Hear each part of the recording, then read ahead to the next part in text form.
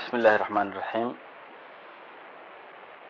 waxaan hayaa maanse la yiraahdo sunni waan sameeyay caawa oo ay bisha tahay 26 Yuuli 2016. waxay inuu dhacaysaa maansada sunni sidatan: adduunyadan mudnaan iyo maamuus iyo sharaf iyo magac baa la doortaa. waxaad maanta weydana mawlaana ku qorinay milgadaada ha ku lumin. malamaladu waa ceeb, ha ku meerin meel jaan, mashaqada dhibteedana iyo muradka kaa lumin. annayaan mushaaxin oon muranka sii badine, maan muradka gaaroon madanaha halkii dhigo.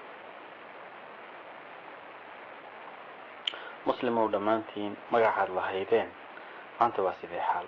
sunnigii maxaa helay salaf iyo markuu noqday 30 magac saa'idan oo meel kasta adduunyada maxaa loo silcinayaa?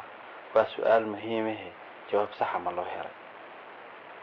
haddaan maanka gaaban maskaxdayda ku cabiro macallin sidaan isleeyahay, soo mawlan nama oran ku midooba qabashada xarigii macbuud rabbi oo marna yeedan kala tegin.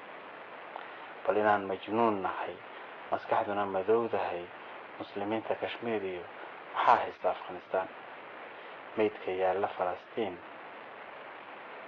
yahuudi ma tumayaan oo reer galbeed ma eegtaan.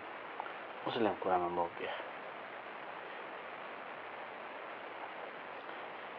malcamadaha qur-aankiyo ma la qoonsaday masaajidi oo mooryaan islaam u eg muuminkii ma dilaya.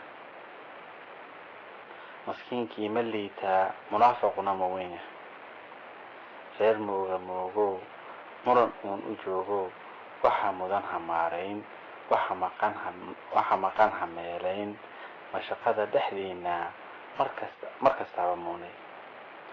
wabillahi tawfiiq. wassalaamu calaykum waraxmatullaahi wabarakaatuh.